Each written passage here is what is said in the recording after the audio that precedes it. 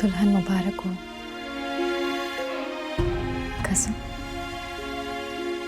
I think हम मुबारकबादों का तबादला कर चुके हैं। अपनी दुल्हन के पास नहीं जाओगे? जाऊंगा, जरूर जाऊंगा। आखिरकार मुझे भी तुम्हारी तरह अपने लाइफ पार्टनर के साथ सिंसेयर होना है।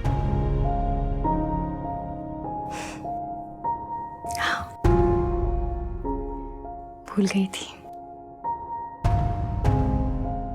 भूल गई थी कि तुम्हें अपना लाइफ पार्टनर पाने की मुझसे भी ज्यादा चलती है। तुम शायद भूल रही हो कि मम्मी पहले तुमने की थी। तो तुम्हें मुझे हराना था, इसलिए फटाफट शादी कर ली। इससे क्या फर्क पड़ता है? फर्क पड़ सकता था।